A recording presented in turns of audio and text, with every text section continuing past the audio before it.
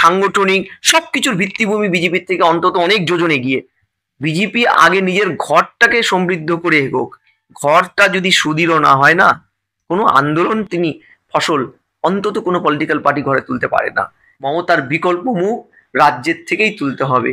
মোদি এসে পরিযায়ীর মতন মুখ হতে চাইলে সব সারা ভারতবর্ষে মুখ হতে পারে, বা লোকসভায় হতে পারে, বিধানসভার তিনি মুখ হওয়ার সম্ভাবনাটা আমি অন্তত বিশ্বাস করি না। একা শুভেন্দু 20 শেষে তৃণমূল থেকে এসেছে, সেই জায়গায় তার লিমিটেশন আছে।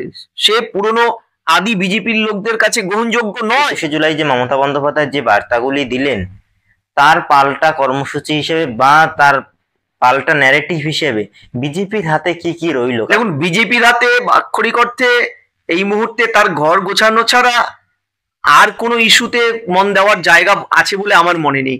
কারণ আপনি আগে ঘরটা গোছাবেন, তারপরে তো লড়াই করবেন। ছত্রখান হয়ে যাওয়া একটি সংসার, একদিকে শুভেন্দুর নেতৃত্বে একটা ইন্ডিভিজুয়াল আন্দোলন চলছে, এদিকে দিলীপ বাবু আল্লাহ একটা আন্দোলন করছেন, একই উদ্দেশ্য তৃণমূলের বিরুদ্ধে, অথচ আল্লাহ আল্লাহ প্ল্যাটফর্ম, একে অপরের মুখ দেখা দেখি বন্ধ।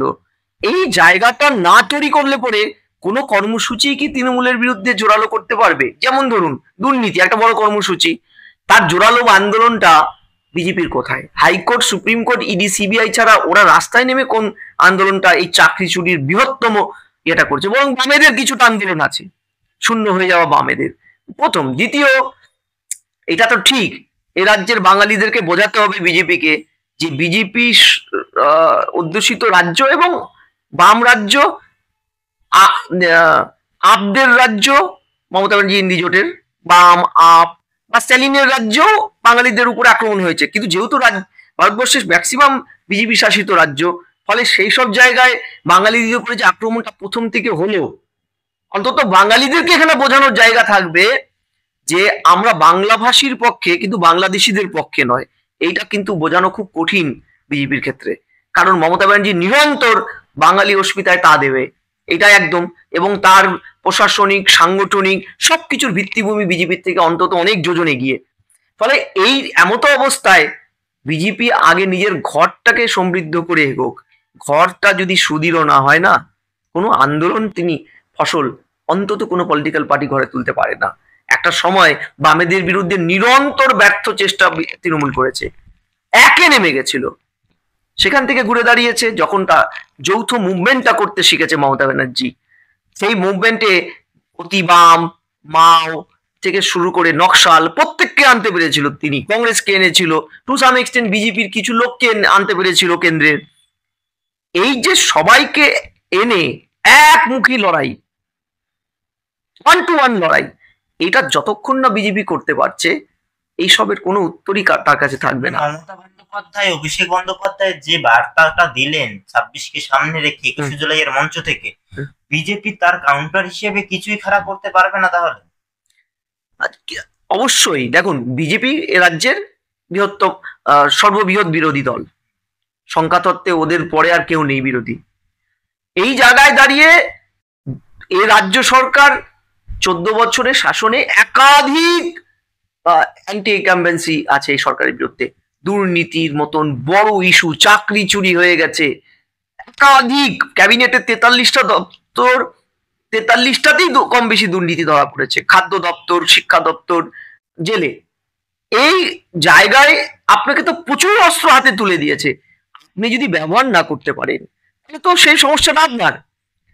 এবং বিজেপির এ রাজ্যে আরেকটা সমস্যা, যেটা বিজেপির সাথে তৃণমূলের নাকি গোপন আন্ডারস্ট্যান্ডিং কেন্দ্রীয় নেতৃত্বের। এই যে বাইনারিটা বামেরা এবং কংগ্রেস খাইয়ে দিয়েছে মানুষের গ্রামে গঞ্জে, এইটাকে কাটাতে হবে বিজেপিকে নিজেকেই। কারণ এতে কিন্তু লাভ তৃণমূলেরই হয়, বিজেপির কিন্তু কোনো লাভ হচ্ছে না। মানুষের ক্ষোভ গিয়ে, তৃণমূলের ক্ষোভটা গিয়ে বিজেপির ঘাড়ে পড়ছে।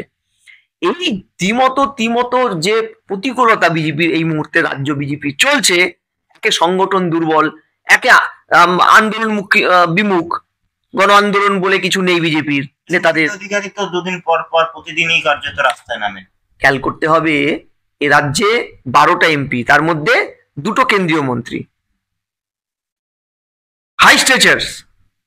সেখানে গিয়ে একা শুভেন্দু যে 2021-এ 20 শেষে তৃণমূল থেকে এসেছে, সেই জায়গায় তার লিমিটেশন আছে। সে পুরনো আদি বিজেপির লোকদের কাছে গ্রহণযোগ্য নয়, অস্বীকার নেই, হ্যাঁ সার্বিকভাবে সে গ্রহণযোগ্য, কিন্তু আদি বিজেপির লোকদের কাছে কিন্তু তার গ্রহণযোগ্যতা এখনো প্রশ্নাতীত নয়। কারণ বহু ক্ষেত্রে তাকে বিদ্ধ হতে হয়, তৃণমূলে থাকতে তিনি এই কাজটা করেছেন।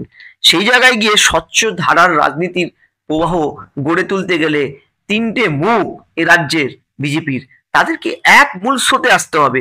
কোথাও কি আপনার মনে হয় না কোথাও একটা ভ্যাকেন্সি তৈরি হচ্ছে রাজ্য বিজেপিতে, যেই ভ্যাকেন্সিটা মানুষের কাছেও বিশ্বাসযোগ্য হয়ে করে তুলতে পারছে না বিজেপিকে? মমতা নিরন্তর সে বিশ্বাসযোগ্য মুখ হিসেবে লড়ে যাচ্ছে। এইটা যতদিন না বুঝবে রাজ্য বিজেপি, ততদিন সাফল্য তার ঘরে আসবে না। মানে বিজেপিকে তাহলে আগে জোট করতে হবে বিজেপির মধ্যেই, বঙ্গ বিজেপিকে যে জোট শ্রমিক ভট্টাচার্য বার্তা দিয়েছেন, মানে সবাইকে একসঙ্গে আসার, সেই জোটটা আসলে প্রথমে শুরু করতে হবে বিজেপির মধ্যে একটা জোট করতে। হ্যাঁ, একটা ঘর থেকে গুছাক। একটা প্রশ্ন তো আছে, চ্যারিটি বিগিনস এট হোম। ঘর থেকে যদি আপনি না তৈরি করেন ভিত্তিভূমিটা, তাহলে বাইরে কি করে লড়বেন? আপনি ঘর নড়বড়ে, আপনি বাইরে লড়তে পারবেন? এটা হয়? তাও তৃণমূলের মতন 14 বছরের পুরনো একটি দল রেজিমেন্টেড বাম সরকারকে হারিয়ে উপরে দিয়ে এসছে। অথচ না, মমতা ব্যানার্জি যুবনেত্রী, এখনো পর্যন্ত তার মুখ 294টারই মুখ। এই এত শত লোক সবাই বোকা নয়, সবাই ডিম ভাত মাংস ভাত বিরোধীদের অভিযোগ অনুযায়ী খেতে আসেনি, এসছে কিছু ভিত্তিভূমি আছে। বললেই হলো না যে শুধু মদের একটা কুপন পেয়েছে, দুটো ডিম ভাত মাছ ভাত পেয়েছে বলে চলে এসছে ডাং ডাং করতে করতে। না, প্রশ্নটা যেটা, যে আপনাকে বুঝতে হবে আপনার ঘরটা কতটা শক্তিশালী, তারপরে তো লড়বেন আপনি বাইরের জগতে। আপনার ঘরটাই দুর্বল, নড়বড়ে, তাসের ঘরের মতো ভেঙে পড়বে তৃণমূলের সাথে লড়তে গেলে। এই জায়গাটা কিন্তু বিজেপিকে বুঝতে হবে। আমি জানি না তাদের নেতৃত্ব নিশ্চয়ই এগুলো ভাবছেন, এই 26-এর আগে তারা নিশ্চয়ই কোনো ব্লু প্রিন্ট নিয়ে এগোচ্ছেন, ডু অর ডাই, তাদেরও তো লড়াই এটা। কিন্তু আমি আবার এখনো বলছি, রাজ্যে সাংগঠনিক ভিত্তি শুধু শুভেন্দুর একটা উত্তরকন্যা অভিযান দিয়ে পূরণ হবে না। এটা তো ছেঁড়া ছাতায় গা ঢাকার মতন করছে রাজ্য বিজেপি। ছেঁড়া ছাতায় গাও ঢাকবে না, বৃষ্টির জলও ঢাকবে না, রৌদ্রও ঢাকবে না। ফলে ছাতাটাকে কিন্তু জোরালো করতে হবে। ঘরের ছাতাটা দুর্বল হলে আপনি লড়াই করে পারবেন না। মমতার বিকল্প তাহলে কে? নরেন্দ্র মোদী তো আর মমতার বিকল্প হিসেবে বাংলার রাজনীতিতে প্রভাব ফেলতে পারবেন না, না, একদম নয়। 26-এও হয়তো নরেন্দ্র মোদী রাজ্যের মুখ হবে, কিন্তু মনে রাখতে হবে, মুখ যখন মমতা, তখন আপনাকে স্থানীয় নেতৃত্বের উপরই ভরসা রাখতে হবে। স্থানীয় মুখটা তৈরি করতে পারলে মমতাকে অন্তত আপনি পারবেন না ট্যাকেল করতে। মমতার বিকল্প মুখ রাজ্যের থেকেই তুলতে হবে। মোদী এসে পরিযায়ীর মতন মুখ হতে চাইলে সব সারা ভারতবর্ষে মুখ হতে পারে, বা লোকসভায় হতে পারে, বিধানসভার তিনি মুখ হওয়ার সম্ভাবনাটা আমি অন্তত বিশ্বাস করি না। মমতা যেমনই হোক দুর্নীতিতে বিদ্ধ একটি শাসন ব্যবস্থা চালাচ্ছেন, ব্যর্থ শাসক হিসেবে তার একটা ইতিমধ্যেই চর্চায় এসে গেছে তিনি, কিন্তু তারপরেও আমি মনে করছি যে এখনো এ রাজ্যের মমতার বিকল্প অন্তত প্রধান বিরোধী দলের কোনো মুখ তৈরি করতে পারেনি। শুভেন্দু তো নয়, শুভেন্দু তো তৃণমূলেরই প্রোডাক্ট। ফলে তার বিকল্প হতে গেলে মমতাকে হারাতে পারে তিনি, কিন্তু বিকল্প হতে পারে না। 21শে জুলাইয়ের এই মঞ্চের মমতা বন্দ্যোপাধ্যায় এবং তৃণমূল কংগ্রেসের বক্তব্য শুনে আপনার কি মনে হয় 26-এর নির্বাচন কোন ইস্যুতে হতে পারে? একদম বাঙালি অস্মিতা, বাঙালি অস্মিতায় শান দিয়েছে। বাঙালি, অবাঙালি, এনআরসি, সিএ, হিন্দু মুসলমান সমস্ত কিছুকে একটা ককটেল বানিয়ে মিশেল করে মমতা ব্যানার্জি ভোটটা লড়বে। এবং এই ব্রহ্মাস্ত্র ট্যাকেল করতে গেলে বিজেপিকে এখনই যদি ঘর না গুছিয়ে না নামে, তাহলে তারা খড়কুটোমুটো উড়ে যাবে। ওই যে ঠিক কথাটা বলেছে না, 50-এর নিচে নামবে, সেটাই হয়তো হয়ে যাবে। কারণ মানুষের মধ্যে গ্রহণযোগ্য, বিশ্বাসযোগ্য গড়ে তুলতে গেলে রাজনৈতিক চর্চা দরকার পড়ে, সেটা কিন্তু এই মুহূর্তে বিজেপির হচ্ছে না। অভিষেক বন্দ্যোপাধ্যায়ের ছবি আমরা দেখলাম না ধর্মতলার 21শে জুলাইয়ের ক্ষেত্রে। অনেকেই এই নিয়ে সমালোচনা করছেন, বিজেপির অনেক নেতা তৃণমূলের মধ্যে মমতা ভার্সেস অভিষেক এই দ্বন্দ্বটাকে সামনে নিয়ে আসার চেষ্টা করছেন। এর পিছনে রাজনীতি কি হতে পারে? মানে উভয় ক্ষেত্রে, তৃণমূলের ক্ষেত্রে নেই, বিজেপির ক্ষেত্রে গোষ্ঠীদ্বন্দ্ব মমতা বন্দ্যোপাধ্যায় এবং অভিষেক বন্দ্যোপাধ্যায়ের। আমি পরিষ্কার বলছি, এগুলো বিরোধীরা লাফালাফি করুক, নিজের ঘরটা আগে দেখুক। আত্মসমালোচনা তাদের করার কথা। মমতা ব্যানার্জি ভোটের 26-এর নির্বাচনের মুখে তিনি মুখ করে ফেলেছেন 21শে জুলাইয়ের মঞ্চে, তাই তার ছবি ছাড়া আর কারো ছবি রাখা হয়নি। এই যে শাখা পোশাকাগুলোকে কেটে দেওয়া, বিতর্কিত মুখগুলোকে স্টেজের ধারে কাছে ঘেঁচতে না দেওয়া, অনুব্রত পরেশ পাল, এতে তৃণমূল নেত্রী বুঝিয়ে দিলেন তিনি একক এবং অদ্বিতীয় এখনো দলের। 26-এর নির্বাচনে তার মুখী লড়াইয়ের মুখ, এখানে কোনো শাখা নেই, আমাদের কোনো শাখা নেই, তৃণমূলেরও আর কোনো শাখা নেই। এই বার্তাটা আজকে 26-এ দিলেন।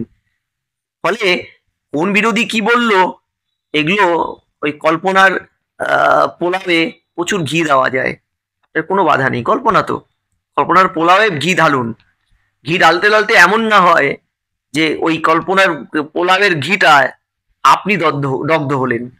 ফলে বিরোধীদের এখনো পর্যন্ত মমতার সমালোচনার চাইতে নিজের আত্মসমালোচনা করার সময় এসেছে। সেই আত্মসমালোচনা না করতে পারলে রাজ্যের সাধারণ মানুষ কিন্তু আবারও বহুল ভোটে তৃণমূলকে আনবে, এবং শাসক যদি প্রচুর ভোট পেয়ে যায়, গ্রেট ম্যান্ডেট, তাহলে সে গণতান্ত্রিক থাকে না, অগণতান্ত্রিক পর্যায়ে চলে আসে। এই ভয়টাই আমি পাচ্ছি। 26-এ যদি মমতা প্রচুর ম্যান্ডেট পায় না, গণতন্ত্র আবার ভুলুণ্ঠিত হবে রাজ্যে।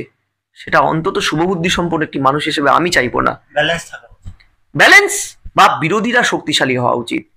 ফলে এই জায়গায় গিয়ে ওসব বড় বড় স্টেটমেন্ট, স্নো পাউডার মেখে রাস্তায় নেই বিরোধী, শুধুমাত্র চ্যানেলে আর প্রেস মিটে, এইগুলো কিন্তু ভারতবর্ষের অন্তত বাংলার মানুষ মানে না। 34 বছরে তাই বামেদের টলাতে পারিনি, বিরোধীরাই ব্যাংকক্রাফটেড পরিস্থিতি থাকার জন্য। তাহলে কি আপনার কথা অনুযায়ী আপনি যেমনটা বললেন যে তৃণমূল কংগ্রেস শুদ্ধিকরণের পথে এগোচ্ছে, শুধু ছাঁটাই করার দিকে এগোচ্ছে, মানে অনুব্রত পরেশ পালেদেরকে মঞ্চে ধারে কাছে ঘেঁষতে দেয়নি, তাহলে কি কোথাও গিয়ে আপনার একটা মনে হচ্ছে বাম সরকারের সময় আমরা যে শেষের দিকে যেমনটা দেখেছিলাম যে তারা নতুন বাম, বিকল্প বাম এই ভাবনা নিয়ে এসেছিলেন, এবং বেশ কয়েকবার শেষের দিকে দুবার বামরা ক্ষমতায় আসলো। তৃণমূল কংগ্রেসের এই নতুন তৃণমূল ভাবনা, যেটা অভিষেক বন্দ্যোপাধ্যায়ের আগের নির্বাচনের সময় বলেছিলেন, সেই নতুন তৃণমূল কি 21শে জুলাইয়ের মঞ্চ থেকে আত্মপ্রকাশ করলো? তাহলে দেখুন, নাম তো তারা দেয়নি, কিছু ভাবে বুঝিয়েছে। আমার মনে হয় এই সমস্ত বিতর্কিত মুখগুলোকে আপাতত 26-এর নির্বাচনের আগে খুব বড় মুখ হিসেবে রাখবে না, দল থেকে বের করবে না, খুব বড় মুখ হিসেবে রাখবে না, যাতে জনগণের মধ্যে ভুল বার্তা না যায়। তৃণমূলের অনুব্রত জেলে যাওয়ার পরে অনুব্রত যতটা ভোটে লিড দিতেন তার চেয়ে বেশি ভোটে তৃণমূল জিতেছে। এতে একটা জিনিস মমতা ব্যানার্জির কাছে চলে গেছে, যে অনুব্রতরা নয়, দলটা চলে মানুষের আশীর্বাদে। ফলে মানুষের সুখ দুঃখে একটা গ্রহণযোগ্য স্বচ্ছ ধারার মুখ রাখতে পারলেই ভোটের ফসলটা তোলা যাবে। সেই অঙ্কেই কিন্তু এগোচ্ছে। এবার এটাকে শুদ্ধিকরণ বলুন বা বামেদের সময় নব্য বাম, মানে সপ্তম বামফ্রন্ট, নতুন বামফ্রন্ট, যাই নাম দিন না কেন, তৃণমূল যেহেতু নাম দেয়নি সেটা নিয়ে তো আলোচনা করে লাভ নেই। তবে ঠাড়ে ঠোড়ে বুঝিয়ে দিচ্ছে যে তৃণমূল চলবে মানুষের গ্রহণযোগ্য মুখ নিয়েই।